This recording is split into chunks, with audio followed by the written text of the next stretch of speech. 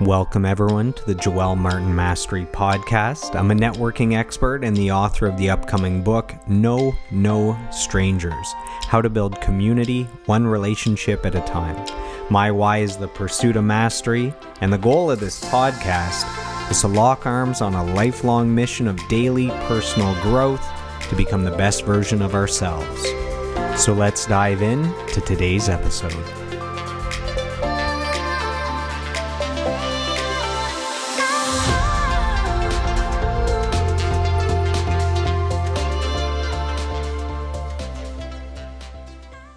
All right, welcome everyone to today's episode of the podcast. We are joined by a very special guest. He is an audio engineer and a producer, as well as a TV and film composer and mixer. That's a mouthful. Welcome to the podcast, Mr. Joel Kazmi. Joel, how you doing, brother? What's going on? Are you talking about me? I'm talking about you, man. Awesome. Yeah, I'm good, man. I'm good. How about you? I am awesome. I'm excited. It's Friday. There's a nice weekend coming on. It's my niece's birthday. So, Nice. not allowed any parties or anything, but, a handful of people socially distanced. I got her, she doesn't know this yet, so hopefully this doesn't spoil anything. Got her an 18-foot water slide. So Nice. I remember having those as a kid in small town of Russell, Ontario. Not sure what kids do outside of using slip and slides. So Yep. that's where my mind went. I'm tired of getting her books and candy, so I thought slip and slide maybe. That's great, man. Those are a blast for sure. They are pretty awesome. So we actually have a similar history, and maybe you don't know all this stuff, but we both moved from our hometowns to London, Ontario to take audio engineering. So Right. you went to Fanshawe, you took the music industry arts program. That's kind of the go-to for audio engineers in Canada. Right. I went in London, I went to a private college that was a couple graduates, 40 years ago from your program at Fanshawe. They started OEART, the Ontario Institute of Audio Recording Technology. So that's where I went. So we were both in London at some point for audio engineering. And from there, we both ended up working at Metalworks, the #1 recording studio in Canada. That's how we met each other. And Right. what's funny is, because our names are spelt the same, even though mine is pronounced Joel and yours is Joel. I'm supposed to have the 2 dots on my name, but they're not there. So So do I in French, technically. you do? Okay, Yeah. okay, there you go. See, I didn't know that you had a French background as well. So we are quite similar. Yes. And the funny thing is, I remember, so I was at Metalworks for 7 years, which means you were probably there for longer than that. Yeah. Teaching, you mean, or just overall? Just there. So you were there engineering and you were there teaching at different points. I started right? in '98, so You started in 98. yeah. Wow. The year after Titanic came out. That's an epic year. So what's funny is when we were both at Metalworks, because you had seniority, you had the Joel at Metalworks email, and I had the Joel M, like the rookie, the Bush League email. But we would get each other's emails every now and then. So if I knew an important email was coming and I knew that it had been sent and I didn't get it, I would reach out to you and you would check. It would be in your junk folder and you'd send it over. And every now and then I would get an email and I would send it over to you. So I always thought that was pretty funny. No, it was, man. No, well, it was definitely pretty confusing for people that, weren't aware of the dual Joels or Joels. Absolutely. And then you add in the mix Noel Cadastre, who's gone on to do amazing work with Drake. So we had Joe Natale. So we had Joe, Joel, Joel, and Noel. Which was always a problem. So let's go back to the beginning. So you've had an illustrious career in the entertainment industry, and let's go back to the very start. So when did you get into music? What is kind of your first memory of even being aware of music or loving music? What comes to mind when you think the very beginning of music for you? Well, I mean, there's a few things. The first thing that comes to mind for sure is my dad. I mean, he wasn't a musician by per se, but he was a music lover. And I do remember growing up with him as a child, sitting in his music room. He had like a little living room area where it's just where he'd sit down and listen to music, on weekends for a couple hours a day. And I would sit in there with him and just listen to, old school records. My dad was a big fan of, all the old R&B stuff, Motown, and, a lot of disco stuff as well from back in the day, Neil Diamond, things like that, classical music. So I remember sitting back and, just chilling with my dad on weekends for an hour or two, just listening to music.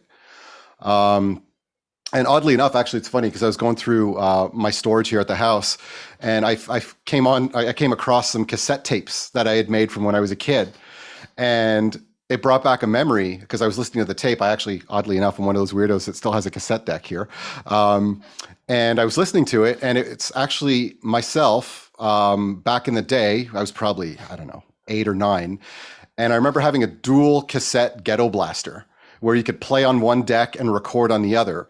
And I actually found a mixtape that I did back then. And at the time, it wasn't that I was into music per se, that I was looking to engineer or become a DJ. It was just something I used to do for fun. I'd actually sit there and find songs and cut them together, take a verse from one song, a chorus from another, and just kind of, and oddly enough, most of them were in the right key, the right tempos. And I was just doing it all by ear.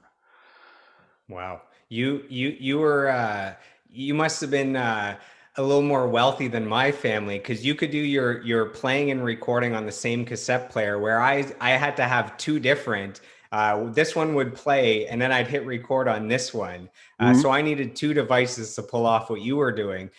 Your dad had an eclectic taste in music, eh? I would think normally, with you, I think rock for some reason. So to hear your dad was into Motown and Neil Diamond, your soft rock, uh, Yeah. that's kind of cool. Yeah, no, he was definitely into everything. I mean, he, like I said, classical to, he listened to opera music, um, very into obviously the disco stuff, the Neil Diamond stuff. I mean, things like Engelbert Humperdinck, just these weird kind of like, things that, as a kid I enjoyed. And from time to time I'll throw it on and it's kind of like, oh, this is, I wouldn't say it's cool, but it's kind of like, oh, this is fun to listen to because it brings me back to my childhood, right? But at the same And time, I mean, he was into modern stuff as well. Because I remember some of the records that the artists I'd work with and stuff. Primarily, he became a big fan of the Tea Party. He loved Jeff Martin's voice, and he thought the Tea Party was a really fun band to listen to. they sounded like a new version of the Doors, right? Yeah, the Doors meets Led Zeppelin. It's kind of like a mix between the two.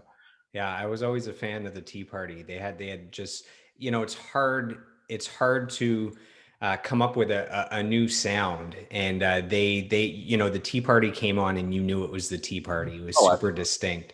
yeah, for sure. Well, I mean, and Jeff made it up his purpose to do that. He was very into. I mean, the guy was a multi instrumentalist. Is a multi instrumentalist. I mean, super talented guy.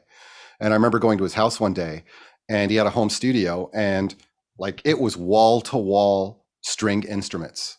And I'm not talking about just guitars and different types of acoustics and whatnot. Like, I mean, we're talking about, well, not hundreds, but quite a few Mideastern instruments. I mean, he was telling me one day that his thing is he used to travel quite a bit, and every country that he went into, he would actually buy and eventually learn how to play the ethnic instrument that was particular to that particular culture or country.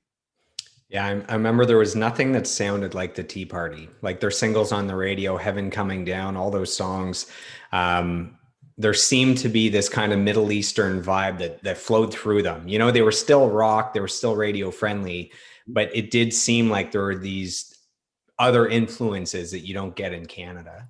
No, for sure, and even more than Zeppelin, because I mean Zeppelin obviously had some of that in there too, and I know that they were obviously a big influence for Jeff, probably more than the Doors actually. But Zeppelin was definitely a big influence for him, and it's yeah, the Tea Party pushed that sound even further than Zeppelin had for sure.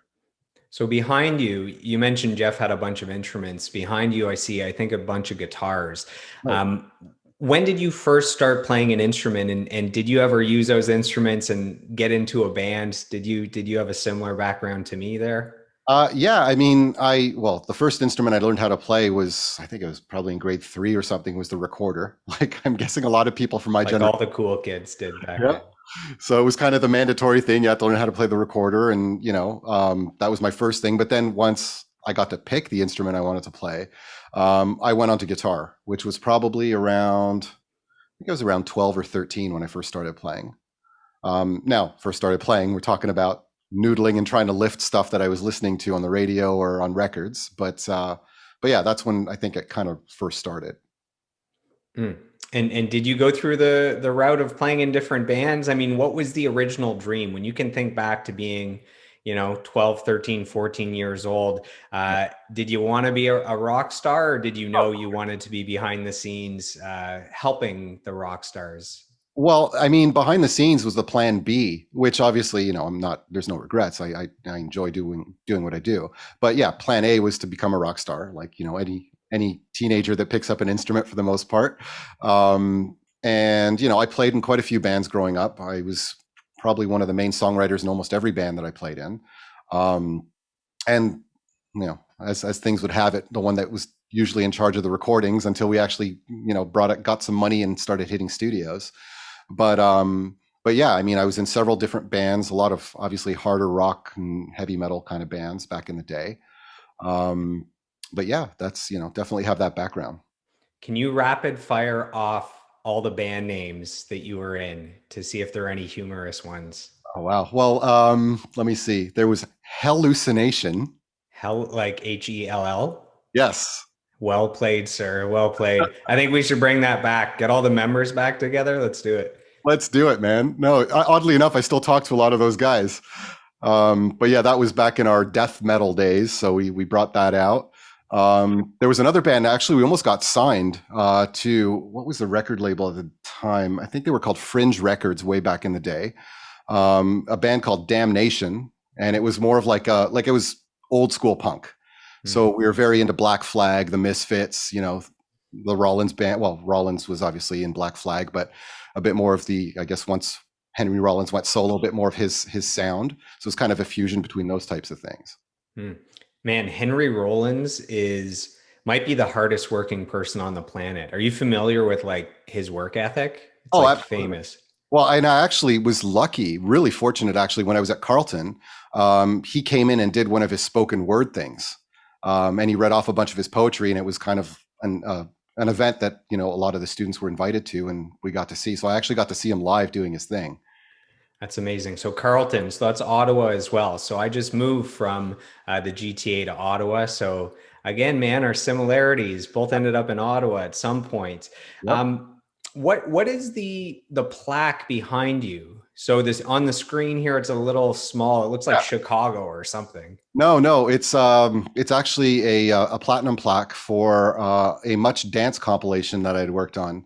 Back in the day, I did a track with Hayden Neal from Jack Soul. So he had produced it, and I recorded and mixed the song. But it was he was producing a track for Fifi Dobson. So it ended up going on that compilation, but it was also part of the War Child movement. So she'd written a song for that particular thing, and it got picked up for the compilation, and it went platinum, and we all got plaques. It's exciting. I'm just give me a moment to imagine what it's like to have a platinum plaque. Okay, that feels pretty good. Does it feel pretty good when you get those? You have a few of those, I think. Well, I mean, I have a few pending, to be honest with you. It's just one of those things where, I mean, life came around, and obviously as a starving artist, you don't always have the money to pay for the plaques because they're paid, you have to pay for them. So there's a few that I should eventually get that I haven't gotten around to, but maybe, maybe I'll get around to it soon because there's a few that I definitely love to have on the wall. Do you remember the Big Shiny Tunes I compilations? do, of course. Man, some of those, like number one and number two, I think went diamond in Canada, which is Oh, ridiculous. And I remember Big Shiny Tunes 2, where they had Blur Song 2 as number two on Big Shiny Tunes 2. right. I thought that was pretty clever. So Well, definitely all about placement. absolutely, that's pretty funny. So we mentioned that you went to school for audio engineering. So you went to two different. Was it Harris, the first one? I started at Harris, finished the program, and then through that, I ended up doing an internship with one of my teachers, this guy named Mark McClay, who's a fantastic guy. He also owns a studio called Velvet Sound Studios. Sounds So smooth. yeah, and it was in Port Credit, which I don't think was too far from where you were at one point, if I'm not. I could walk there. I didn't know there were studios there. Maybe it's not there anymore. I don't know. No, he's moved it since, but back in the day, it was out there. So I did an internship with him there.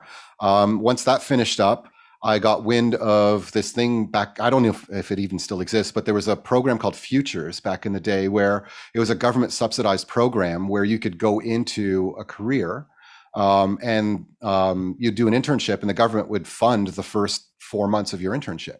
Wow. So that actually ended up getting me into Metalworks. So I ended up doing an internship there, and things went well. I got along with the staff, and I guess I did a pretty good job. And then, when my internship finished up, I went up to Alex Andronacki, who at the time was the studio manager, and I was like, "Hey, Alex, I'm ready to go if you want to hire me."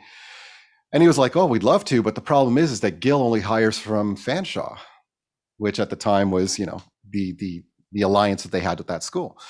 So he's like, "But Gil will get you into Fanshawe, and then once you're done, come work for us." So sure enough, Gil was nice enough to write me a letter, sorry, because back in the day, Fanshawe was really hard to get into. I think when I applied, there was about 1,200 applicants, and they only accepted 60 of us. So his letter was definitely helpful, got me in, and then did the program there, and was coming back and forth. And by the way, as a little aside, anybody that wants to get into the business, going in and volunteering from time to time is definitely a good thing to do, because that's how I got my gig. So every other weekend I would come back from London, got back to the GTA, and I'd go do a session or two at Metalworks on my time. And sure enough, once my graduating year was coming up, Alex had called the school to find out who the graduates were in the top tier of the class. And they sent my name out with a couple other guys. And as soon as Alex saw my name on the list, he was just like, "Well, you're the dude. I mean, you've been volunteering and we know who you are." So I got picked right out of school. That's awesome. So for people that don't know Alex Andronacki, um, I've heard rumors, and you don't know what's true or what's not, but when I was at Metalworks, so I worked with Alex as well. Awesome guy, always nice, always supportive. He actually helped me get Metallica tickets when the tour sold out instantly and I couldn't get any. So Yep. I'll always love the guy for that. But I remember, hanging out with Alex and not really knowing his background. And then I randomly came across an article that talked about him bringing Bob Marley to Canada at Oh, one point for some tours. So I thought, okay, this guy's legit. Like, it's just some dude sitting in front of me, but then you don't realize the history with Triumph and apparently Bob Marley and pretty crazy stuff. no, for sure. Well, it's funny because a lot of the guys that ended up either teaching at the school or working at the studio are all former Triumph guys. Alex was obviously the road manager. Dave Dixon was their tech, who, is now the tech for the school and obviously for the studio. So, a lot of those guys kind of stuck around past those Triumph years, and, are still doing their thing in a different form. So Metalworks. Okay, so we'll go back a little bit. So Fanshawe, you were mentioning 1,200 people applied, very hard to get in. They only took 60. Yeah. So not only did you get in, which is not easy to do, Right. but you ended up winning the Chen Merit Award. This is for technical merit. Right. What did it mean to you to not just follow your passion, study what it is that you love, but to actually get acknowledged so quickly into that career? Well, I mean, to be honest with you, I was super surprised because, it's it was the award for the graduating class, and it was generally handed out to the guys that were at the very top of the class. And not to say that I wasn't. I mean, I did really well, but there were guys that I felt, you know, deserved it more than I did. But here's the thing, and it's kind of, the detriment to my funding these days as well, is I'm a gear pig, and all I ever would do is hang around the studio, talk about gear, look at gear, research gear.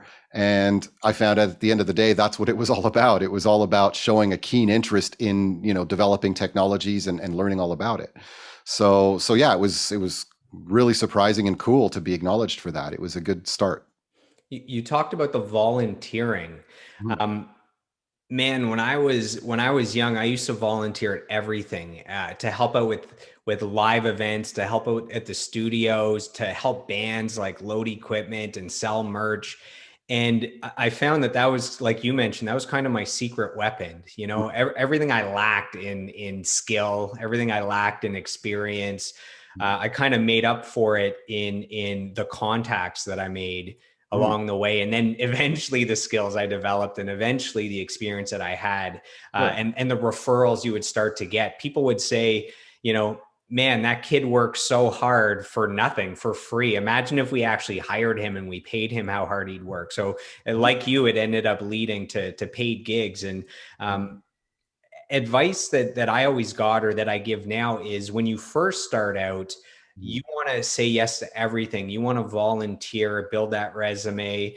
Mm. And then once you're in demand, you're kind of where you want to be. Then it's almost saying no to everything Sure. except for the things that you want to do. So it's nice when you finally get past that tipping point Yeah. where you now have options. And if you don't like country music, you can choose to just work on, you know, heavy metal music. But at the start, you better record some country bands to ever get to that place where you have choices.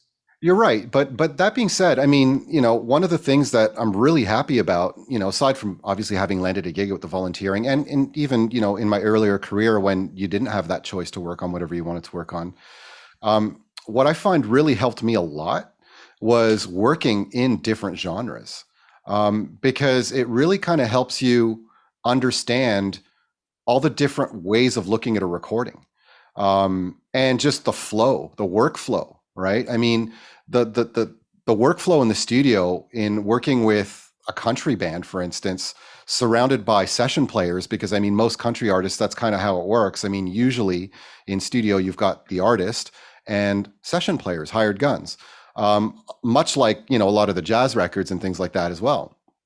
And the flow of that particular type of session, versus the rock band or even hip hop guys, is totally different. So to be able to actually have those experiences and learn how things go, for me at least, really changed my outlook on the types of projects that I like to work on. Because yes, of course, genre still matters to me, but also just there are days where it's just like I just want to do a project where I know that there aren't going to be any headaches and it's going to go really smoothly. And this is the type of project that I'm in the headspace for right now. And that's, what this particular type of um, immersion in different genres really helped me to be able to understand and see. I've heard some pretty legendary stories about hip hop recording sessions, like Kanye West, for example, that they would book, you know, they'd have the studio booked from, say, I don't know, 10 a.m. to 10 p.m. And they'd have it booked for like weeks at a time or months at a time. And, engineers would show up like they're supposed to an hour or two early for the 10 a.m. start. They'd wait around all day. Nobody shows up. The artist or the label's still paying for the studio time.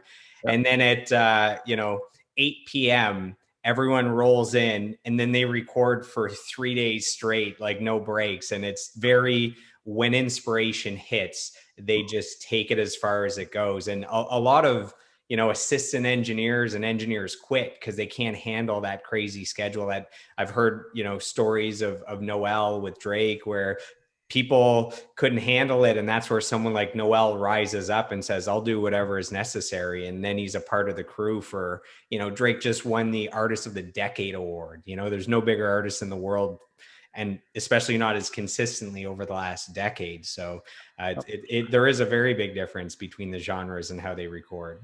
There is. And hip hop is especially difficult. You know what I mean? And I don't mean that in a negative way. It's just, you need the stamina for sure. I mean, I completely agree. I mean, I was on a session, my longest recording session / mixing session was 36 hours straight. And it was that genre. And it's a slow start usually because the guys, and this is not, knocking anybody. It's not for lack of professionalism. It's just, they get inspired in the studio for the most part, the guys that I've worked with. And they don't usually come in with everything finished, right? They might have a skeleton, or they might have a piece of paper with where they've brainstormed a few ideas or themes out, but the lyrics get written on the spot. And some of those guys, will sit there for a few hours listening to the beat over and over again, looping, and they put it together. But what's crazy is the pro guys, at least that I've worked with, it takes a while for them to write it. But once they've written it, those guys knock it down. And like within 2-3 takes, like, I mean, they're done. Within an hour, their part is finished. You hear the legendary stories of like Jay-Z and Big and Eminem, where in the studio, man, they rattle off an album in a day. They just, when Yep. they're in the zone, they're in the zone, and that's why they keep going. It's funny you said 36 hours. That's my longest poker session. Oh yeah. You know, when things are when the table, um, what do they call it?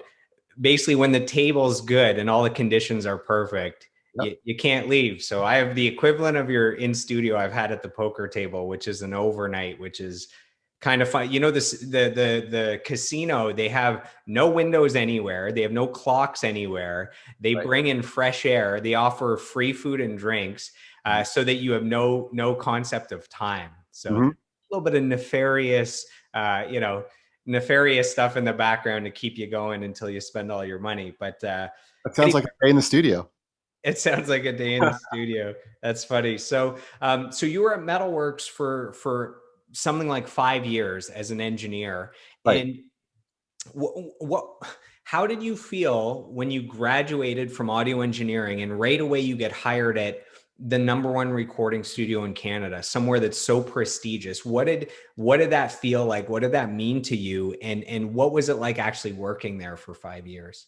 Oh, it was super exciting. I mean, at the time, that's where I wanted to be. I mean, I had already done an internship there. I had seen the caliber of, musicians and engineers that, you were dealing with when you were in a place like that.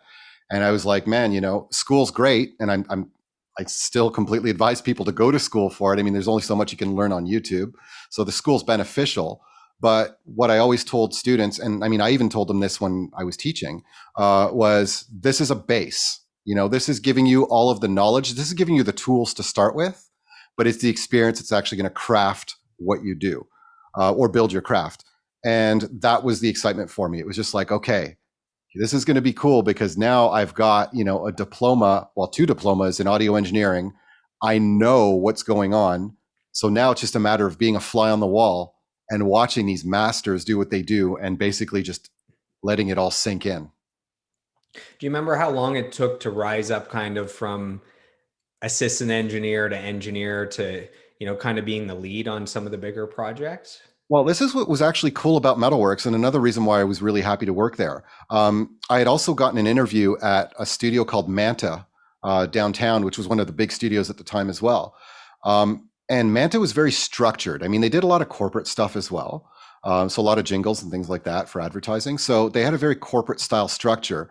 And the way that it worked there was that I would have had to spend 2 years in the dubbing room, which would have literally just been making duplicates of, safeties of master copies, multiple copies of CDs back in the day when artists wanted references and backing up DATs and all that kind of stuff. So I would have had 2 years of that, then 4 years to assist. That's like Before working in the mailroom well, somewhere. yeah, it was almost it was almost unionized. You know what I mean?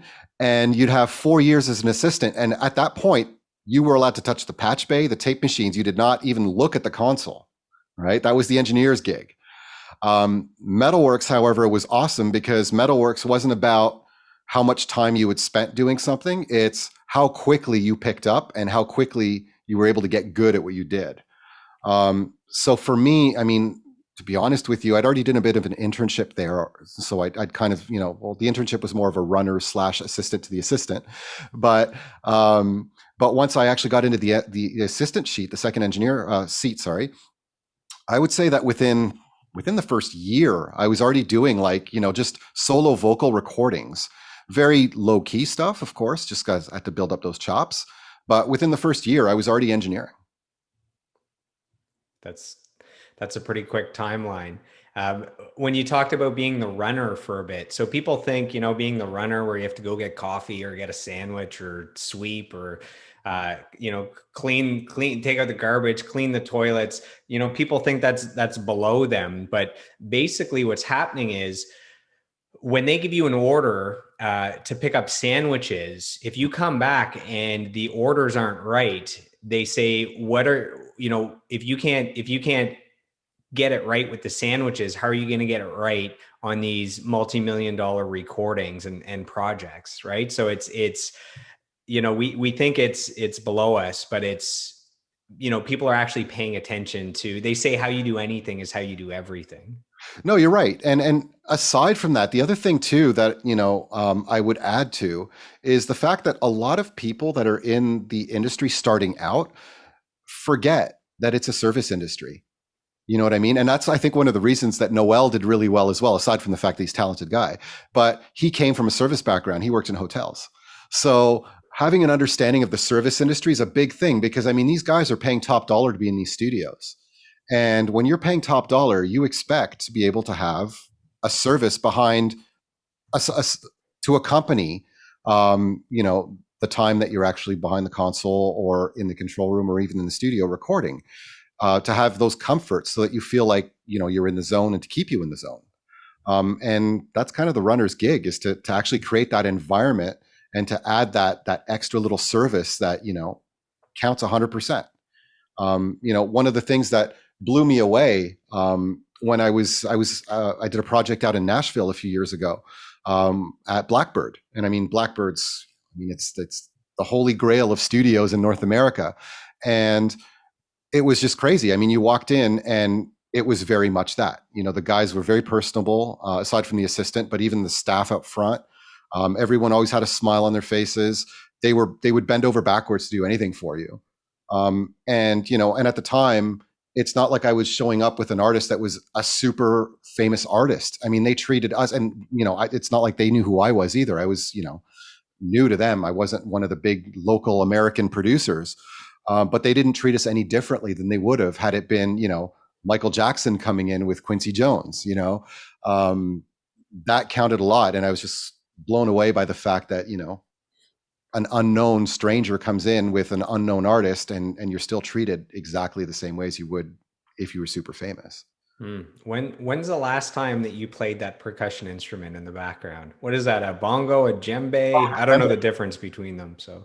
The djembe, yeah, it's a djembe. Well, I think it was probably last weekend. Me and my kids have jam sessions in here all the time. I was going to ask if you were having drinks, but it was with your kids, so yep. You might have still been having drinks. But anyways, definitely needed drinks. Yes. Yeah. So from Metalworks, you went on to work with Sony BMG. So you helped them create a recording studio, build a recording studio, and then you were the in-house engineer. So what is it like to build a studio? I mean, I've learned acoustics and all that, but I still can't fathom with what I've learned being able to build a studio without help. So what is it like to build a recording studio?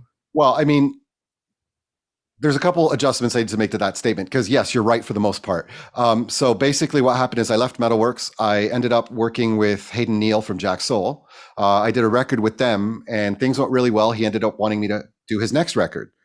And at the time, he was just like, well, why don't we build a studio and we can kind of become a production team and you can help do my records and also we can bring in some new talent. And at the time, Hayden was signed to BMG, which eventually merged with Sony. And Lisa Zbitnu, who was the president at the time of BMG, who ended up heading Sony BMG when they merged, got wind of what we were thinking of doing. And they were like, well, we'd like to actually build an in-house facility. So why don't we team up? So what ended up happening is I didn't per se go in and build the studio. I was more the project lead. So basically I had experience. I mean, I'd been around Metalworks for several years at that point. I was around when Studio 6 was built at Metalworks. So I saw, how some of the stuff was done, the what not to do's, the what to do's. Obviously made some connections through dealing with the designers and whatever else. And also, I mean, Martin Pilchner, who's one of the top designers in the country, was also one of my teachers at Harris back in the day. So I had that contact as well. So what I ended up doing is I just put everybody together. So I ended up getting Martin to come in. He designed the room. He built the room around it based on the specifications that Hayden, myself, and Sony wanted. And then they basically gave me a budget and said, what gear do you want in here? So we went in and I basically, went in and cherry picked all the gear that I thought would fit the room really well, researched the console, ended up getting the console brought over, hired the tech and helped the tech commission the room. So that's where I really was more hands-on, was helping with all the wiring and getting the room together, all the acoustics, and that was Martin's gig. And then Sony merged over, and then all of the Sony gear showed up on top of our gear. So it was just like a playground. It was just insane how much gear was in that room. That's awesome. So, Hayden of Jacksol passed away a few years ago at a young age. What can you say, having known him personally? What can you say about him as a person? People know him for, his amazing music. I believe some of the projects won some Junos. Yeah. They Yeah. had a ton of success, but the person himself. Sometimes, musicians, they have a stage persona, like your Danko Jones or your whoever's. What was he like actually knowing him? Hayden's as real as it gets, to be honest with you. I mean, he was probably the most genuine person I've ever met in this industry. We became good friends. Just a super, super nice guy all around. I mean, a wonderful husband, father. I mean, he's obviously very, very missed.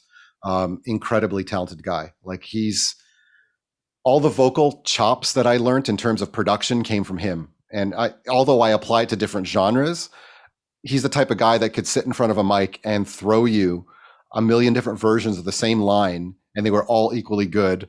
And then just stack it with like, 4 or 5 parts of harmony, and you just be like, oh my God, where'd this all come from? And he just hammer it in one shot. So, I mean, very, very talented guy and super down to earth. I mean, he wasn't the type of guy who would blow someone off just because he didn't know them. Quite the opposite. He was someone that would take the time to sit down and actually ask you questions about not just your professional life but your personal life, and show genuine interest.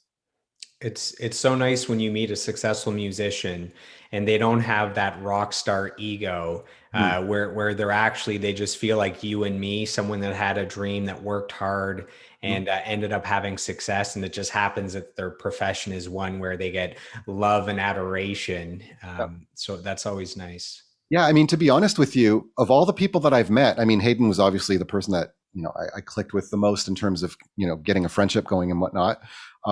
But I found through the years of working with different calibers of musicians in terms of where they were in their careers, I always found that the guys that were the most successful were actually the ones that were the most down to earth and friendly. And I think it's just that they had gotten past that I'm a rock star thing, and they had and they were actually quite happy to be treated like a regular human being. Because I mean, outside of the studio, they're always being harassed, and the fact that I've never been a starstruck person. Like, I mean, obviously, I have my heroes and I have the bands that I've liked, but I've never been one to treat an artist, as if they were better than me, as a human, right? And I think that's why I got along with people like that. And it's just, yeah, it's something that I've noticed over the years. It's the more famous they are, the cooler they seem, at least in the studio environment. I remember seeing Danko Jones at Barrymore's in Ottawa. And, Danko Jones on stage is an animal. Like he's got his tongue out. He's like Mr. Rock and Roll, high energy. He's got the snarl in the face. And I remember being backstage for a bit and he walks by and you almost don't even recognize him. Like he's a smaller dude like me. He had glasses on, like he looked like he was about to read a book. Right. And all the rockstar aura that he has on stage is not there when he's off stage. He has like this docile, like kind of aura. And I almost didn't know if it was him. So him and I talked for a little bit, and he was, I just told him it was a great, great show, all that stuff. And it was, man, he was so just genuine, where he's like, oh, really? Oh, you liked it? Oh, that's so great. Thanks for coming out. Like it was like overwhelming by how underwhelming it was, Oh, So absolutely. Absolutely. Well, like I said, I mean, they just want to be treated like human beings, right? Like regular people. It's kind of their safe space, especially when they're in a studio. There to the work. yeah, the most mind-blowing version of meeting a rock star that was so down to earth is Rush. Now I know you have some history working with Rush. Mhm. Um, I did a charity event. So I helped organize a charity event where about 1,000 people were taking a train, like a private train with Rush for the day, and they Right. were going to a winery. They were, everyone was hanging out with Rush on this train. They spent the day. They auctioned off all this private Rush instruments and memorabilia. I think we raised $140,000 in one day for charity. And you know, if there's any band that you would think deserves to have an ego, you would think it's Rush. I mean, I've read that I think there's only the Beatles and the Rolling Stones that have more platinum, gold, and multi-platinum albums than Rush. You Right. know, there's bands that have sold more than Rush, but none of them have consistently where their fan base they always go, you know, platinum, multi-platinum. Every album, they're just steady, a million sold at least. Oh yeah. And I remember everyone was meeting at the train station, and I was there leading all the volunteers. And Rush walks in, and there's all the people that they know that are closer to them, and then there's all the volunteers further away. And Rush walks right by the people they know, walks right up to us, you know, the volunteers and the organizers, and they just shook everyone's hand. Hey, thank you so much for helping out. We couldn't do this without you. This means so much to us. And then once they knew that we were all good and that we all felt loved and appreciated, then they went and hung out with the people that they knew. And I actually have, so again, I just moved to Ottawa. On my fridge, I have a custom Rush card. Like, this is a card that's created by Rush. Like, it's indented, it's amazing, and it's a handwritten note from two of the members at Rush that were at that event, handwritten and sent to me saying the same things. Couldn't have done this without you. You're a major part of this project. This is what we did. This is how many people we helped, and then hand signed. That's my experience with Rush. Right. So maybe that's the Canadian. You know, we're all so nice, but who knows? What was your experience like working with Rush? Was it Yeah. any different than that? No, no. I mean, they're super down to earth guys. I mean, they're gentlemen. You know what I mean? Um, they're very meticulous, which you would expect, obviously, with guys of that caliber of musicianship. Because I mean, let's face it, they're probably some of the best musicians in that genre out there. But yeah, I found that very down to earth, very polite, very courteous, and yeah, they're not condescending in any way, shape, or form. Just very, very nice guys. The one question I always want to know when it comes to bands like Rush and Tool, the ones that have just the crazy time signatures and the best drummers in the world, is were they using a click track? Because I know Tool was not using a click track. I've talked to David Bottrell. Do you remember anything with Rush? Anything about the experience? Well, I mean, I wasn't there for the tracking stage. I was Was only more there. mixing, or? Yeah, I was there on the mixes. So I was second engineer to a guy named David Leonard, who's a super accredited engineer from the U.S., actually from Nashville, and he had come up to mix the record, and I was seconding. I was second to him.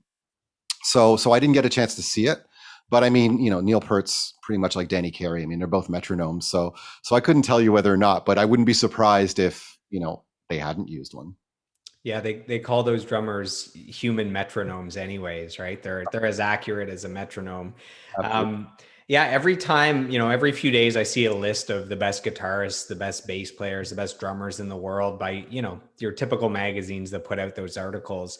And every time I see a best drummer of all time, top 10 or a lot of times top 5, you have both Danny Carey and Neil Peart. So. Oh, for sure. No, I mean, they're both different styles, but very, very incredibly talented guys, for sure. Absolutely. So you help put together the studio for Sony BMG.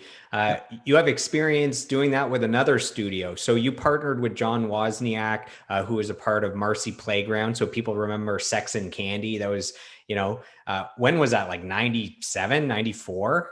I think probably around, I think it was probably around 95, 96, maybe somewhere around there. Yeah. Yeah. I remember that was maybe the biggest song of the year. I Oh, mean, for sure. that was unbelievable. So I was giving the song as a reference for our listeners, if some of our younger listeners, if they didn't know who Marcy Playground was. So what was it like partnering with him? Someone that's had so much success. And did you feel any pressure moving an iconic studio like Mushroom Studio from Vancouver over to Toronto? I mean, they had worked with Tegan and Sarah and Bachman Turner Overdrive and Sarah McLachlan. So what kind of pressure do you feel as a young dude involved in these projects? I mean, to be honest with you, it was easy because John's just such a laid back dude, and I actually found a guy that was even more of a gear pig than I was. So, it was kind of a match made in heaven in terms of, being around gear because he's incredibly knowledgeable. Like and it's not to discredit musicians in any way, shape, or form, but he's one of those guys where you're kind of like, oh, he's a singer of, this band that was really popular and had a hit song and this and that. You don't expect the guy to be as techie as he is. And he's insanely techie. I mean, down to the point where, he can tell you what circuit board or what transformers in whatever type of console strip or which piece of outboard gear. Um, so the pressure, it's not that there was pressure. The pressure was the timeline, just trying to get it all done and on a budget. Because That's obviously, always the big thing with labels or studios is the budget, right? We well, dream that's on it. a budget here is something you hear a lot. Well, that's it. With Sony BMG, it was a little easier because we're talking about a large entity, and if things went a little over, you try not to, but it's not going to kill them.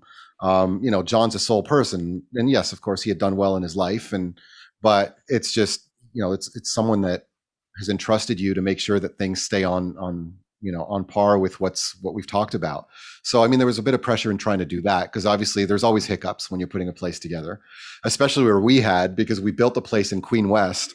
And it's funny, we were looking for months, we were looking for a building to place this in.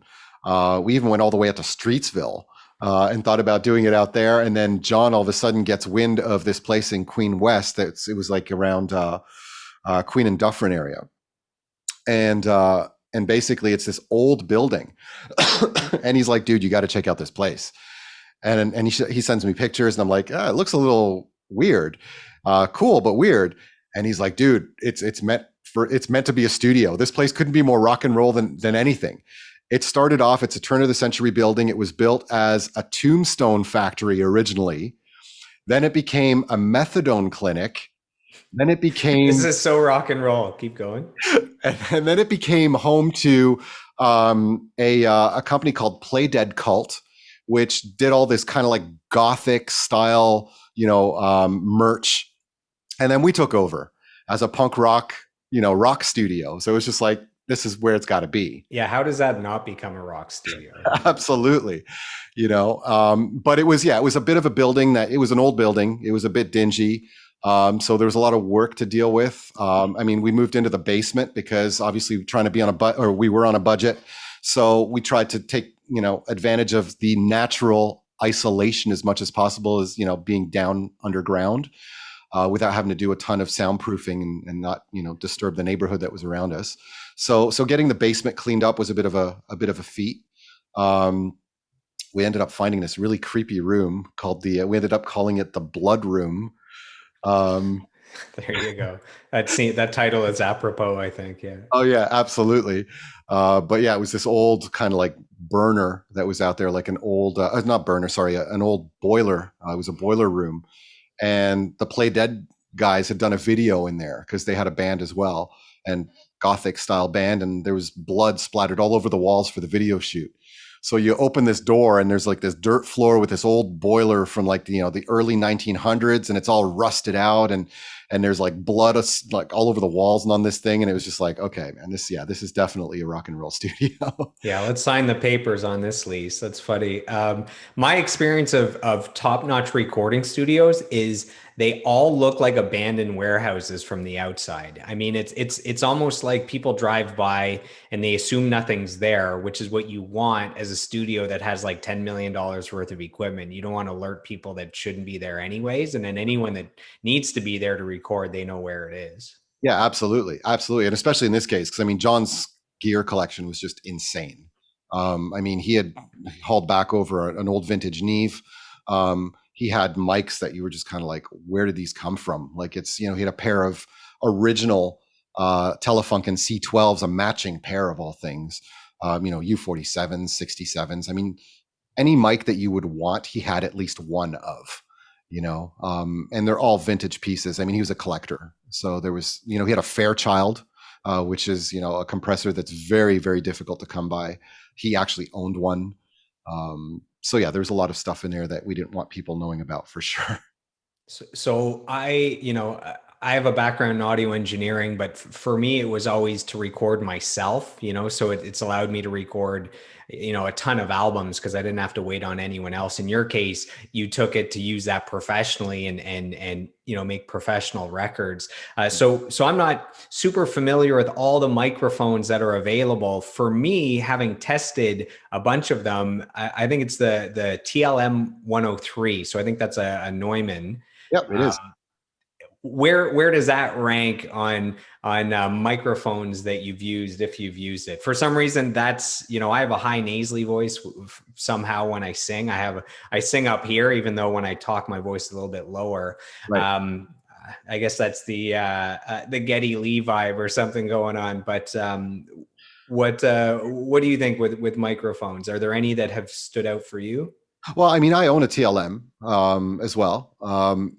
To me, I mean, this is one of the biggest misconceptions that people have, is it's all about the price tag and whether it's a vintage mic, this, that, and whatever. Now, it's not to say that there isn't, something to be said about a collection like John's, but all it is to me is just options.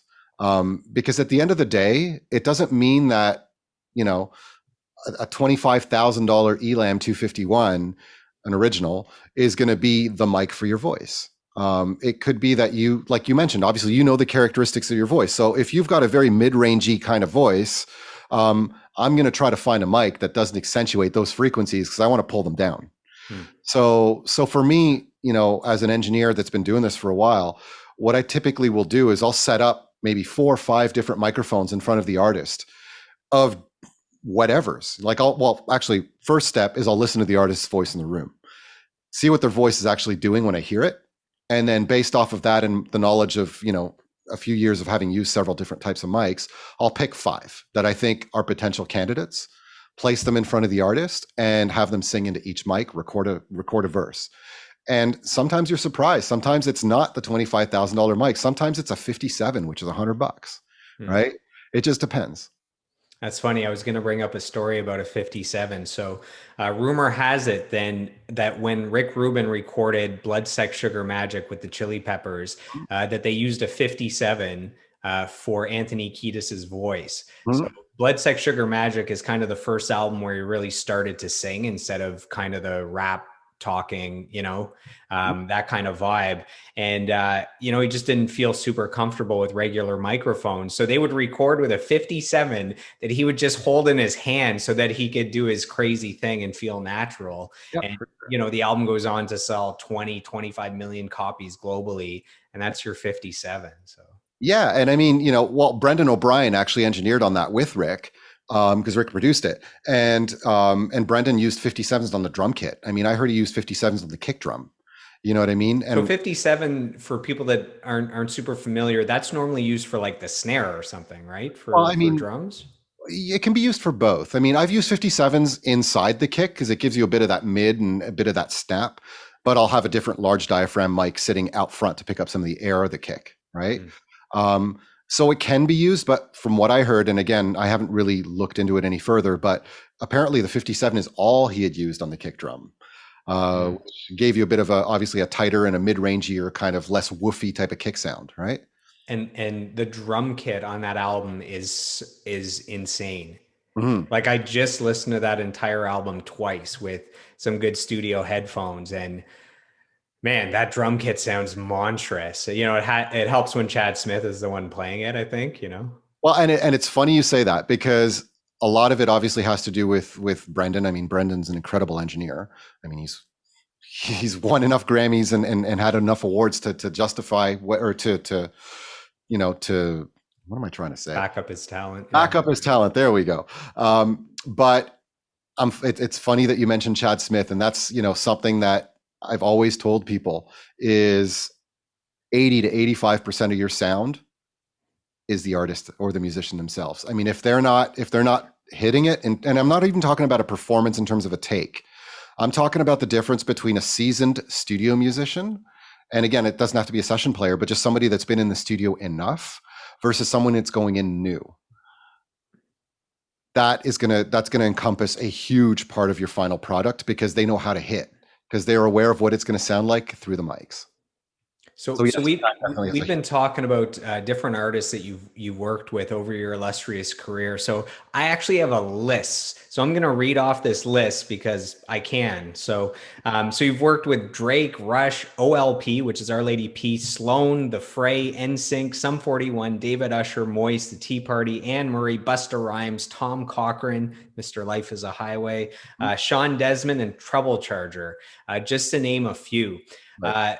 That's insane. That is like a who's who of the music industry. So my question is, of all the artists that you've ever worked with, and it doesn't have to be, the names that I just rattled off, which artist were you the biggest fan of Right. before having worked with them? So it's like you could have been a fan of theirs as a kid and then you ended up working with them someday, or you're just a massive fan and you happen to work with them. Was there anyone you were just a massive fan and then you end up in the studio with them? Like, oh my God, I'm actually a part of their history now.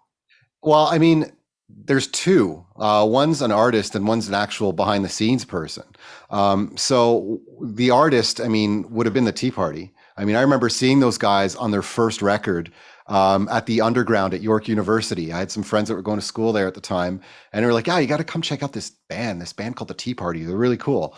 And the live show just blew me away. I mean, those guys, to be honest with you, I've seen a lot of live bands, and they've probably got one of the best live shows in terms of energy that I've ever seen.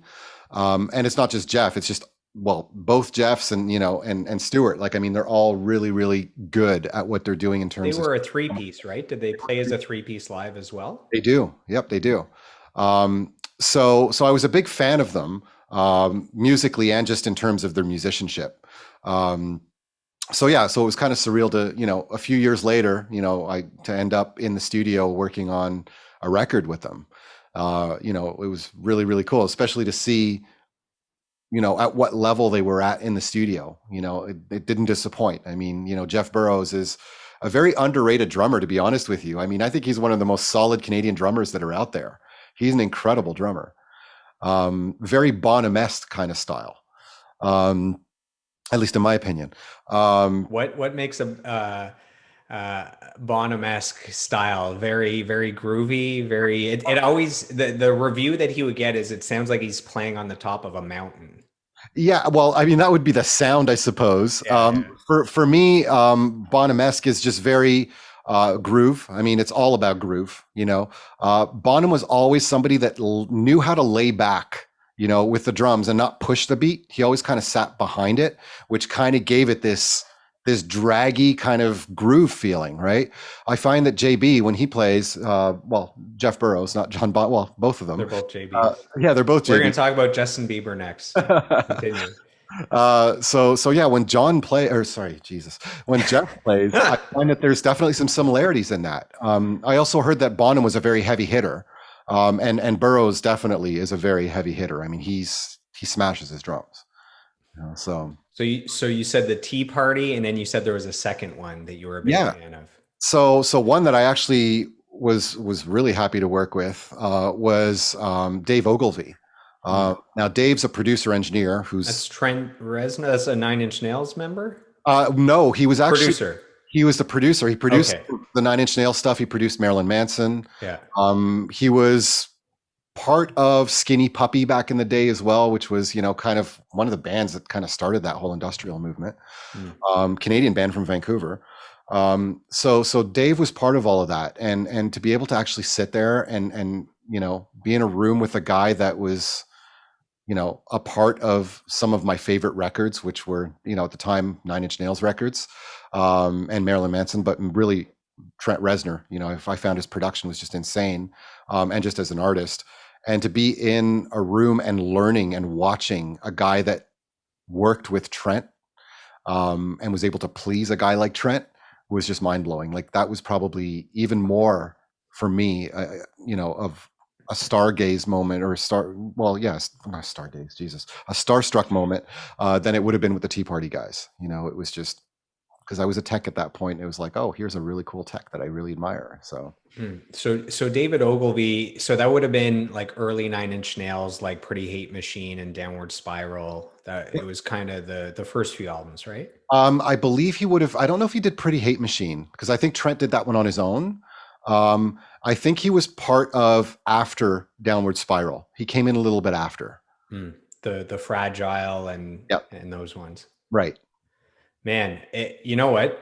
I was asking, who's the most talented, musician you've worked with, or those kind of questions. Every now and then, there's a musician or a producer where you can just feel genius, and Trent Reznor is one of those where, man, that guy is just a genius. Like whatever, if you could spend a day in his mind, I mean, it would probably be a scary place, but there'd Probably. probably also be a lot of genius going on, man. For that guy to come from, to help popularize, that groundbreaking style of music that, it's its own genre, and to be such a genius with all the technical side of the engineering and producing, and then to go on to do video game soundtracks like Doom, and then from there to go on to be kind of the hottest film, film score, I guess, or film composer. Right. He won the Oscar for the Social Network, and then he wins the Oscar for he just won for Soul, I think. Mhm. And then I think he was nominated against himself. I think he did Mank as well. Right. He had two of the movies that were nominated against each other, and I think he won another one in there, maybe for the girl with the dragon tattoo, or there was like literally every year Mhm. he's nominated for another Oscar, and this is coming back, from 1989. This punk with long hair making industrial grunge music. Like, who would have thought he's making a jazz album for the movie Soul for Disney Pixar, and he wins a Grammy? So, anyways, I'm Sure. just I'm just spitting off stuff about Trent Reznor. I don't know if you have anything to say about all that stuff, but No, well, I mean, that's the thing is it's all about musicianship, right? I mean, he's this very strong musician. People don't understand it or don't necessarily know it because it's kind of like, well, he just works with MIDI, right? But it's a different type of workflow. It's not, and again, this is not discrediting or generalizing for what's going on these days, but I found that there's some musicians out there nowadays that's just about dragging and dropping loops and and and and and again, there's a talent to doing some of that, the DJ style music production. But for him, like, I mean, the guy's a prodigy at piano, so he's an incredibly talented piano player, and then picked up other instruments along the way. So, so I think the fact that he has gotten to where he's at nowadays probably has a lot to do with the fact that he started off as a fantastic musician that understands music. it's cool how he incorporated kind of a classical piano playing into that heavy music, the industrial and rock and heavy metal. You think of um, Hurt, I guess Mhm. Hurt, the Johnny Cash covered Right. afterwards. So you have this haunting piano in there, and playing piano helps him with all the MIDI stuff, right? All the sounds that he can make in the studio. The two best live shows I've ever seen are both Nine Inch Nails. Right. And what's crazy is I remember driving from Ottawa to Montreal to see Queens of the Stone Age, and it was Death from Above 1979 that were opening. Then it was Queens of the Stone Age, who I was there to see, and then it was Nine Inch Nails headlining, who I was familiar with. I knew they were good. I just didn't get it. Like, I kind of respected them without being a fan. And even though I was there for Queens of the Stone Age, the Nine Inch Nails show was the best thing I'd ever seen in my life. Like the lighting, the sound, the performance, um, the equipment, this just everything. It was absolutely mesmerizing. Like, you could feel that a genius's touch, what it was at work the entire concert. And then years later, I saw them at the Made in America festival in the US, which is Jay-Z's festival. And what's funny is the headliners on one of the nights, it was Queens of the Stone Age again and Nine Inch Nails. And Right. it was a completely different show. Like, it wasn't even It's like they redesign the concert from scratch every tour. And Mrs. Jay-Z was the other night's headliner. You had Beyonce as a headliner. So Right. No, I mean that's the thing. It's I've seen them live as well, and they're fantastic. I mean, I actually saw them on a tour that was called the Ninja Tour when it was them and Jane's Addiction, oh which wow. was really cool. But yeah, I mean, what I find really sets artists apart is the fact, or the ones that understand that it's show business. It's not just the music business; it's show business, and they put as much effort into their live show as they do into the recordings. Right? And Trent is definitely a master at that. Tea Party is as well. Another artist that I saw back in the day, and this was, really blew my mind because I didn't expect it, although I knew he was a great, but was James Brown. Wow. Um, I saw I'm not that old. I saw James Brown with Jack Soul. So James Brown had come around, and he had opened, or sorry, Jack Soul had opened for James Brown. This was probably around, I'm going to say '05 or '06. So I mean, you can imagine how old James Brown was, and the dude was all over the stage dancing like a fiend. And I'm sitting here going, how is he doing that at that age? But it's just, he did it, and he knows showmanship, right? I mean, he comes from that old school of, you got to put on a show. It's not just about listening to music because, and this is something that I really strongly believe in. I mean, if I'm going to go to a show, I want to see a show, because if I want to listen to just the music, I'll just throw on the record at home, right? Or stream it or whatever else. That's what I think really makes a big difference when you see those bands, right? So James Brown must have passed away shortly after you had seen him, because I remember I was living in Ottawa at the time. He was coming to play at I believe at the NAC, Mhm.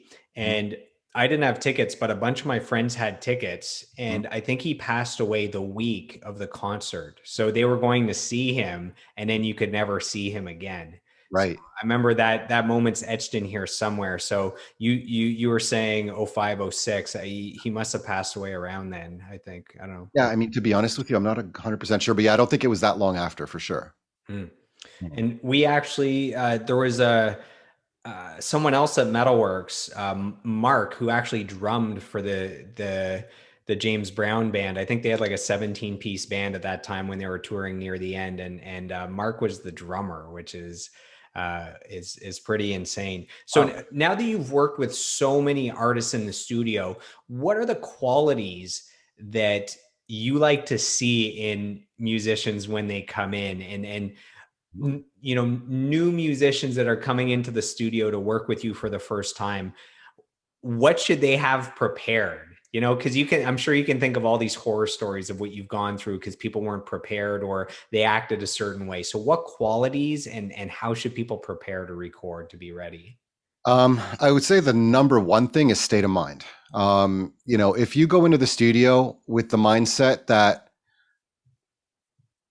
it doesn't matter how well I play because it can just be fixed, then you shouldn't be in the studio. Um, for me, like if I'm producing an artist or a band, I don't want to set foot in the studio with them until I've been to a few rehearsals and I've seen that they can play the stuff flawlessly from front to back. They know the material inside out. If they're not at that level, there's no point in going in, because the amount of time that you're going to spend in post production, editing, and putting it all together, and the number of takes that you're going to have to do is just not worth it. If especially if you're talking about going into a major facility where you're on the clock, um, you're going to blow your budget out within the first day of tracking. Man, that adds up so quickly. Yeah, Man, absolutely. I recorded an 8-song EP, which came to like, I don't know, it was like 18 minutes of music, like nothing. Yeah. And it took me a long time and it took me a lot of money to do. And you think about it, like 18 minutes of music sounds so ridiculous, but that's how professional you want everything, right?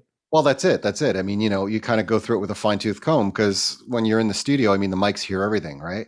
And that's going back to what we were talking about with Chad Smith. I mean, it's just where you're hitting the drum, right? The consistency in what you're doing, and especially nowadays, because the bar's been set to a point where, I mean, not to really take away from it, but everything kind of feels plastic to me. And the reason I use that word is it's a lot of it has kind of lost its organic nature. With all of the dropping samples on top of this, that, and the other. And I mean, I understand the creative process behind it when it's supposed to be creative, right? But when the samples are being thrown in to beef up something that when it's a fix as opposed to a creative decision, um, that's where, I'm not a big fan of, or what I'm not a You're big. losing some of kind of the human element, right? The Well, human touch. you are, and that's the thing is it's just, you know what, I kind of lost track of where I was going. That's all good, man. Don't worry about it. So what I want to know is, um, musicians are crazy. We're all pretty crazy. We're all over the place. What is the craziest in studio story you can think of without revealing any guilty parties? Is there anything that just comes to mind? Craziest thing that's happened? I've heard some big bands. I've heard stories in Metalworks where they had to run after members that were like super schmammered down the highway to go pick them up again and I heard that some story, other that stuff. one. Yeah, I didn't name who it was, but yeah, Yeah, I know who it is. yeah. But no, yeah, absolutely. I mean, especially back in the heyday where there was a lot of money in the industry and people just didn't care. They just blew it like it didn't matter. Um, but yeah, I mean, I definitely remember one particular instance with a client. And we're in the studio and it was a client's birthday. And the manager decided that it'd be a really good idea to turn the control room into a viewing area to the live floor, which was going to be a strip joint. I So, like the idea so far, but where did it all go horribly, horribly wrong? well, it went really horribly wrong because we ended up at the time, there wasn't as easy access to strippers as there might be today. So it was kind of looking in the back of Now Magazine and some of those other, mags that were out there and trying to find escort services that would be willing to send girls over to dance. So we ended up doing that with a specific look and that the artist was particularly interested in. So with the promise that that's what we were getting. And when they showed up, it was so completely not that. The product was not as advertised. No, the product was It's far. like where you order a jacket or a blanket, and you get it in the mail and it's like a few pieces of cloth. Yeah, for sure. It was kind of like the Wish version of something, right? And That's funny. so we get this, these two girls show up and I see it right away and I'm just like, oh no, this isn't going to be good. So the manager comes out who had asked to organize this. And I'm like, dude, you don't want these people. That's not what the artist wanted. And he kind of looks and he's like, send them in for a laugh. It'll be good. So we sent them in. And what we had done is we had set up some speakers out in the control or in the recording space with talkback so that we could play music to the girls and we could have talkback with them. And, the artist and whoever was in the room was able to give them instructions as to what they were looking for. So we had set that all up. We had dimmed all the lights in the control room so they couldn't see us, but we could see them. It was like your typical, police interview kind of setup. And so the girls were out there and they start dancing to this artist's music, which was definitely not something that they were familiar with in terms of genre. And so they start doing their thing and the producer hits the talkback button to give them certain instructions that, were legit for, I guess, the environment that we were in. But what he didn't know was that he had hit this button called the auto cue, which is a button on the SSL, which makes it so that the switch becomes a latching switch as opposed to a momentary switch. So what that means is that when you hit the talkback and it's not in auto cue, if you hit it and you release it, the button cuts the microphone, it mutes it. But when it's in auto cue and you hit it, the button stays pushed down and the mic stays open. Uh-oh. So he hits the auto cue by mistake and, delivers a set of instructions. The girls do it. And then I just hear him go, I am never, ever having sex again. And the girls, they heard it. Oh, and they heard it. And they heard about 30 to 40 people laughing their butts off in the control room. And the idea and the whole idea of this thing, when I spoke to the person that was when we were trying to organize it, was that there can't be more than 5 to 10 people in the room. But at this point, the people that were involved with the artist had run to all of the different studios in Metalworks and had basically told all of the artists to come check this out. So now we had, multiple bands with their entourage sitting in the room, and the girls just hear this big amount of laughter just kind of explode. My question is, did the girls remain professional while at work and kept going, or Oh did no. they get pissed off and leave? Oh, they got angry and they ended up getting their bodyguard that was waiting in the van out front. Oh, And then bodyguard's never a good sign. and then it ended up being a clash of the bodyguards of the artists versus the bodyguards of the strippers. And yeah, it was an interesting moment. That might be my favorite story so far on this podcast. And I'm going to be honest, I don't know how to follow up that story. So why don't we talk about your home studio? So you started 11 Hertz Music Studio. So a couple of questions. Where does that name come from? I know that I think you have a Mercedes and the license plate says 11 Hertz on it. Doesn't it something like that? Yep, yep, for sure. Yep. So So where did the name come from? How did you decide to set up a home studio, and what are the benefits to not having to book time somewhere or worry about their schedule with other artists? sure. Well, I mean, the name originally came from an email address that I had back in the day when I was at Fanshawe. They told us to come up with a creative email address that had to do with audio. And I just finished a class with my professor where we had talked about inaudible audio frequencies that still somehow you were able to sense. So the 11 hertz frequency is a frequency that'll actually go in and damage your internal organs. So I thought, oh, cool, let's use that as a name. So 11 hertz, spelt as in pain, music. So it That's was pretty born. creative. So humans can hear from 20 hertz to 20,000 hertz on average. That's And right. and the older you get, the less low end and high end that you hear. And women can hear better than men, and animals can hear better than humans. So when you got asked to make a creative email, you put 11 hertz, which is genius. I made the Moginator. So I wish I made better decisions when I was younger, but what do you? Well, we had one guy actually who ended up calling himself the Pro Tool. That's pretty good too, actually. Yeah. So anyway, so the name came from there. So I just kind of carried it over. I was like, you know what? Let's just keep it. I've already got an email address, which was a Hotmail address back in the day. And then I ended up getting a domain and kind of set that all up. The site's still under construction. I know I suck. It's just been very busy lately. But the email address does work. So yeah, so I ended up putting a home studio together, just because at the time I was buying a new house and we kind of ran into this property that had a room built in the basement that already had a very large walk-in closet. And I was kind of like, wow, this kind of looks like it could be a studio. So I just decided, you know what, let's just build up some gear, and have something that's set up at home, with the advantage being that I could offer rates that were a little more affordable because I didn't have to piggyback on top of, hourly rates in a big commercial facility. So I was like, at least this way I can kind of do an all-in rate and just kind of include my time or my room with my time. So it was really kind of done that way to be able to get more work, at the time.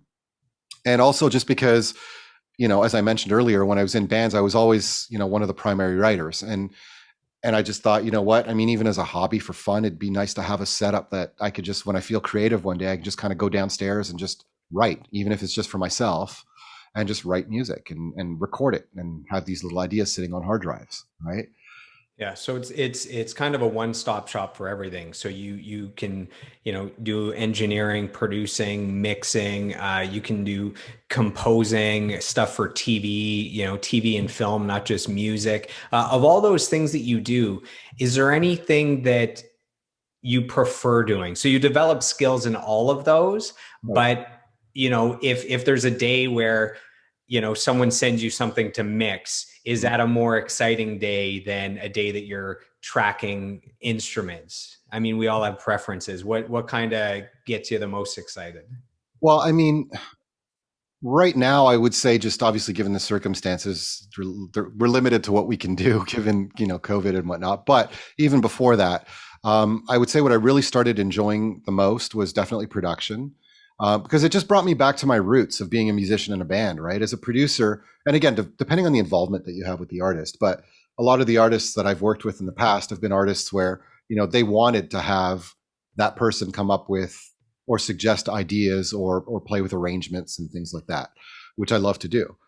as a writer and a musician. So being able to kind of walk away from the technical for a minute and get back into the creative space of production is definitely one of the things that I love doing the most. Next to that would be mixing, because mixing, again, you can get very creative with mixing. It's not that you can't with tracking, but you just have, I find for myself at least, I have more access or more creative freedoms in the mix world than I do in the tracking world.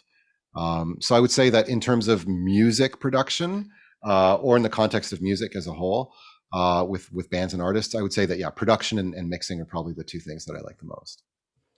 How is doing audio for film and TV different than making albums? And um, are there parts of that that you prefer versus working with musicians and bands? Because we know there are challenges when you work with people and lots of people at the same time.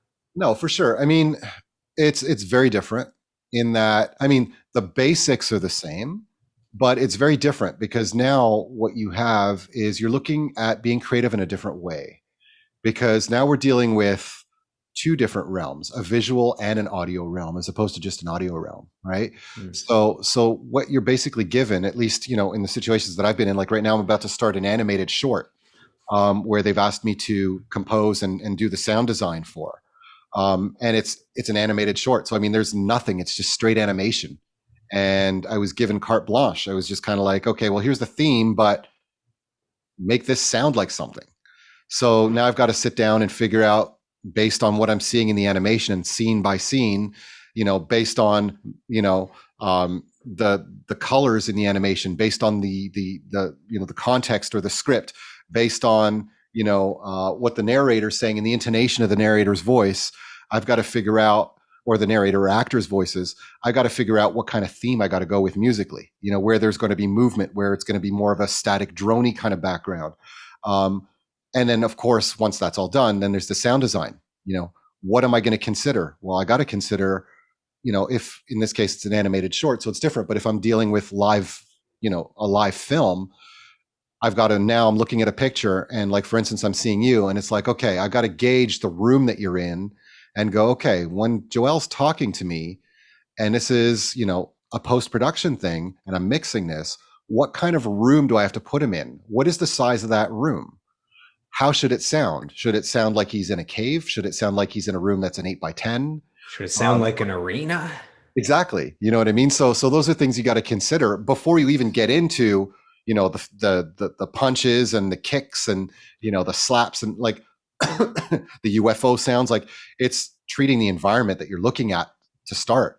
Is there a window behind him? Is the window open? If it's open, is there street noise going on behind him? Which area does he live in? Is there a lot of street noise coming from him? Is there pedestrians? Are there pedestrians? Are there cars? Like, it's just a lot of things to process, right? Because, like I said, now the listener is not just a listener, they're a viewer. So they're seeing and hearing at the same time. And if something's not there, they might not be able to voice what they're not hearing, but they're going to notice that something's missing. So it's very, very specific. I'm hoping that your description of kung fu sounds and UFO noises are both being used in this short that you're doing. I hope that's like a part of, that project, because I'll buy two copies if those are both in there. Well, it's entirely possible. You never know. I was gonna ask, how do you keep your career fun after all these years? Like, you're now, I don't know, 15 years, 17 years, 20 years into your music industry. You look like you're having a great time, maybe because it's two old friends talking here. I don't know. But how do you keep this fun? Maybe it's by, adding kung fu noises and UFOs in every project you do. That's exactly. It's like the Wilhelm scream, like the same scream that's in every movie. It's like the inside joke. No, well, I mean, to be honest with you, it's just finding new things to do.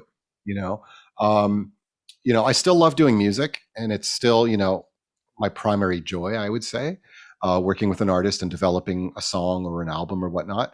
But after doing it for as long as I've been doing it, um, it's nice to change things up from time to time. And whether it's staying in the industry 100% and just finding another genre to work in, or whether it's just switching things up a little bit. Like, I've really lately been getting into a lot of post-production, as we had mentioned, with TV and film.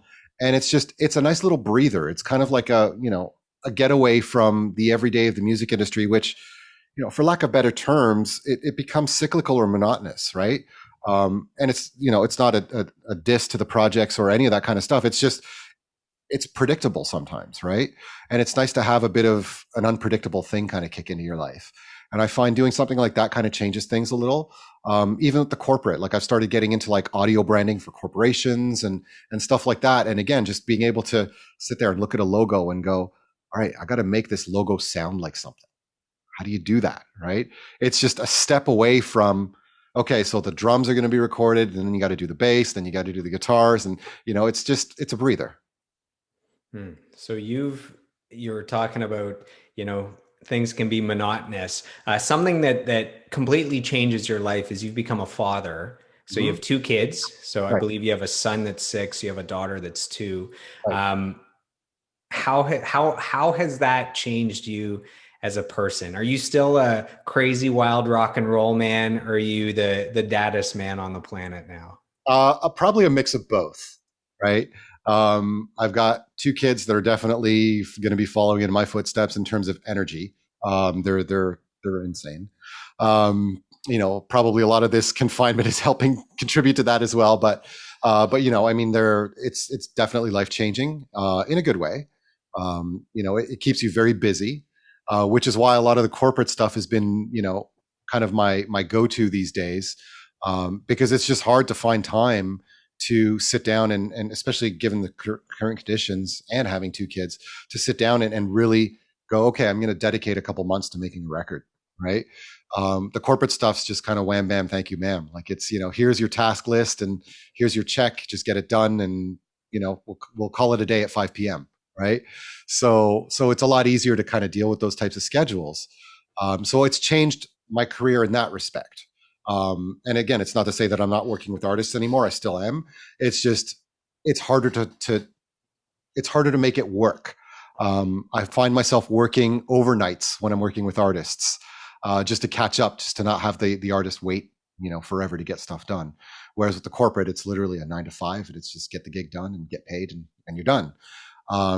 Having the kids around, I mean, new source of energy. I mean, not a young chicken anymore, no spring chickens. So I mean, having a couple of kids around that are young and kind of, bring back that vitality, that energy into the house is definitely something that helps.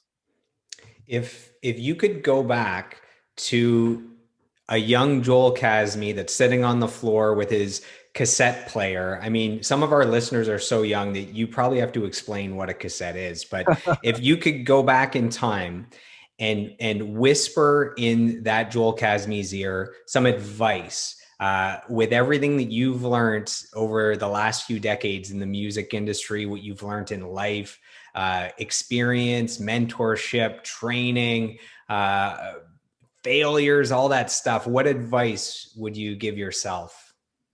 Um, I would probably say to take a few more risks. Everything was very calculated. All my risks were very calculated, and there's some opportunities that I missed out on, unfortunately.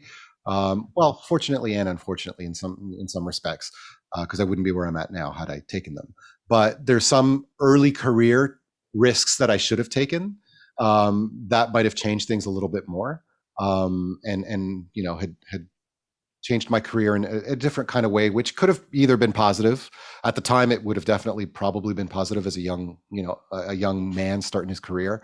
But now looking back, obviously, I probably wouldn't have met my wife and had my kids. And Is it like going on the road with a band or something? well, no, I had an artist. I mean, I don't mind mentioning them because it's not a bad story. I had worked with this artist named Tyrese Gibson, who's also an actor. Yeah, Fast and the Furious, right? That's right. That's right. So, Even as a musician, he had some platinum albums, oh, right? he absolutely did. Yeah. Yes. So Tyrese and I ended up working together when I was at Sony BMG, and we got along really well. And it got to a point where he was just like, "Dude, I want you to move to LA with me and come live with me and be my guy." And at the time, I had some stuff in my personal life that just didn't. I thought that were more important than actually taking that path, so I turned it down. And those things in my personal life actually didn't go the way that I expected them to go. And now looking back, it's kind of like, oh man, I should have taken that path. So there's certain things, obviously, that I look back on and experience like that, obviously, where kind of like, oh man, if I was able to do it again, I probably would have done it, you know? I hear you. I think if Tyrese offered any girl that offer to move to LA, live with him, and be his person, most girls would probably take that. He's actually a super inspirational dude. You see a lot of stuff, videos of him that have gone viral online. I think he's a daughter. There's a video of I think his daughter standing on the sink counter or on the couch or something, and he's saying, something like, "And who are you? I am powerful. Oh, and what do you look like? I am beautiful." Like it's her like saying these affirmations and all, very very confident and powerful as a young girl. So I think actually some inspirational videos I watch every now and then.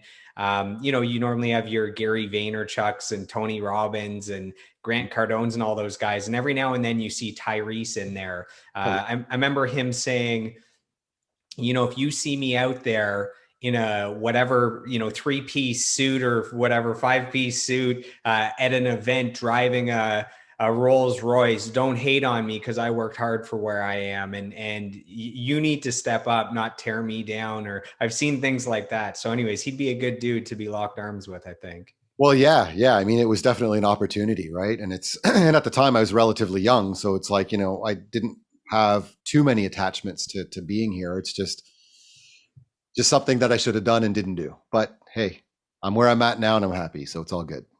Absolutely. So I know that you have some other commitments that get started in just a few minutes. So is there anything else that we didn't cover that you wanted to share with our guests? And after that, you can share how people can stay in touch, how they can find you. If there's a Facebook page, if there's an Instagram page, if there's an email, so you can do that right after. But is there anything we talked? We shared stories. We talked about a lot of music stuff. We talked about your story of how you got from a kid playing with cassette players to having a ton of success in the entertainment industry. A lot of respect that people have for what you've done. Is there anything that we've missed that we could have touched on here? I mean, the only other thing, I mean, going back into, what we were talking about earlier and trying to keep things interesting, something that I've actually started getting into now as well is video editing. And it's actually been a lot of fun. I've been lucky enough to meet this mentor, a guy that's been doing this for like 35 years, and he kind of took me on because he saw something in me. I had met him through voice work because he's actually a voiceover actor. And we ended up, and at the time I was looking to get into voice. So I met up with him and he was giving me pointers, and he happens to, as a side business, have this video editing business. And he was like, "Hey man, I know that you're a pro engineer and stuff, but would you like to actually get into video production or video editing?" And I was like, "Sure, why not? Let's try something else." Right. I mean, I'm happy to try something different. And yeah, so we kind of took me under his wing, and I've been working on that for the last couple of years, getting my video editing chops together. And again, it's just something that changes up, the cycle of life, and just kind of, makes things a little different from time to time.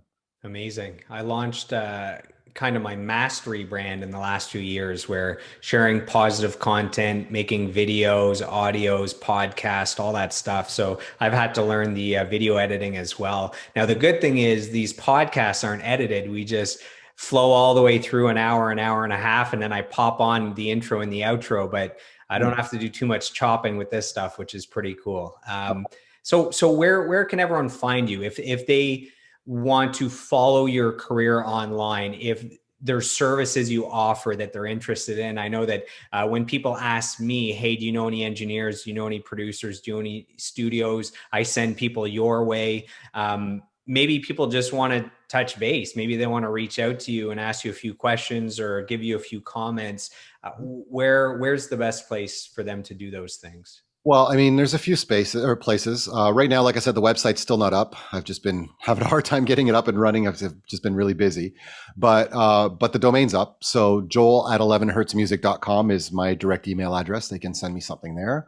I also have an Instagram page, so at 11hertzmusic for Instagram.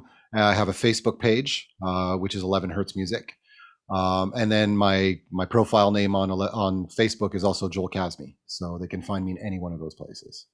Perfect. So you guys have been listening to Audio Engineer Extraordinaire. I mean, there's everything else that we said, mixing, mastering, producing, TV, whatever. So I don't have to go over all that stuff again. But that's been Joel Kazmi, the one and only. So Joel, thank you for your time. I really appreciate it. It's been awesome reconnecting with you. We stay in touch here and there. We get updates on Facebook, the old Facebook BFFs, but it's hard during the pandemic not seeing anybody. You used to come out to the networking events. You were a special guest. You were the head of the table when you came out. And, hopefully things are moving in the right direction and we can have a hot cup of cocoa in the future. Maybe on a very trying day with kids, we'll have a shot of something. Who knows? Hey, maybe I can come by and raid that girly fridge. There you go. It is a delicious girly fridge. So there you go. Thank you so much, Joel. I appreciate your time. It's been this has probably been the most fun that I've had on a podcast. Sometimes they're pretty serious and it's heavy content. And with this one, I got to just live out my music fantasies, asking questions that I'd want to ask if, sitting down with someone like you. So thanks for giving me that opportunity. Well, thank you, man. It's been a pleasure. Had a lot of fun. You're very welcome. All right, guys, thank you for tuning in to this episode of the podcast, and we'll see you on the next episode. I hope you've enjoyed today's episode, and I'd love to hear from you guys. My goal is to grow this podcast organically, where you're giving me feedback on topics you'd like me to cover and guests you'd like me to interview. You can reach out to me on Facebook, Instagram, and YouTube at Joel Martin Mastery. Joel is Joel, and on Twitter at Joel Mastery. So I am done. I am complete. I approve this message, and I'll see you on the next episode.